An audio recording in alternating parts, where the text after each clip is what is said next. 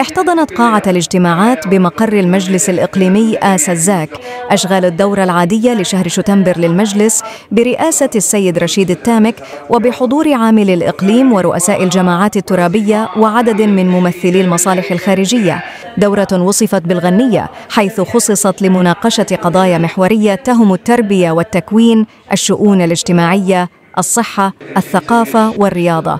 وقد صادق أعضاء المجلس بالإجماع على سلسلة من اتفاقيات الشراكة أبرزها تلك المتعلقة بدعم الطلبة عبر تمويل مصاريف التسجيل والإيواء بعدد من المؤسسات الجامعية والمعاهد العليا، إلى جانب تحسين خدمات النقل المدرسي والجامعي. كما همت الاتفاقيات مجالات اجتماعية وصحية وثقافية ورياضية في انسجام مع رؤية المجلس الرامية إلى تعزيز التنمية المحلية وخدمة الساكنة. وعن أهمية هذه الدورة استقينا مجموعة من التصريحات بالمناسبة. حضرنا اليوم دورة شتنبر 2025 للمجلس الإقليمي بآسا الزاك، وقد شهد الاجتماع توقيع مجموعة من اتفاقيات الشراكة، حيث خص القطاع ب8 اتفاقيات الشراكة من أصل 13 اتفاقية تلامس مصاريف إيواء الطالبات والطلبة بالجامعات المحلية، ثم الدراسة بالخارج، ثم قطاع الرياضة. وبهذه المناسبة كنشكر السيد رئيس المجلس الإقليمي والسيد عامل الإقليم على هذه المبادرات المتميزة التي تخص الاستثمار في رأس المال البشري الذي هو أساس أي إصلاح.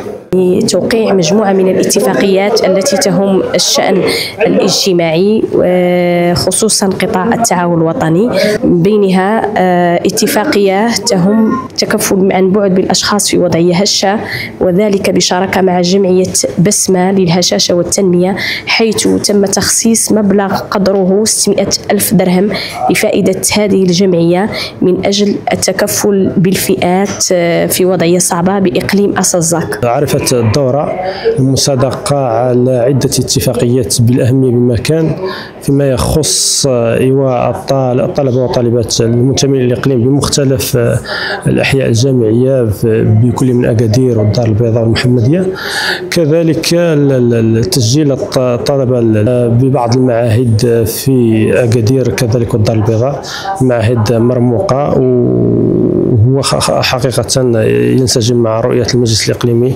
للاهتمام بطلبة الإقليم.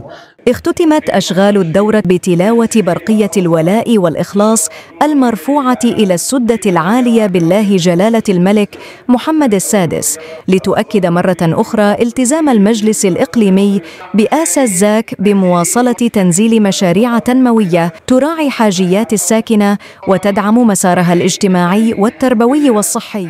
مولانا أمير المؤمنين اللهم احفظه وانصره، اللهم وفقه كل خير، اللهم احفظه ولعاله وفي شرقه وفي بصرته وفي شعره، واجمع على بلدنا اعتدنا والاستقرار يا ارحم الراحمين. ربنا اتنا من لدنك رحمه وهيئ لنا من امرنا رشدا. سبحان ربك رب العزه عما يصفون وسلام على المرسلين، الحمد لله رب العالمين.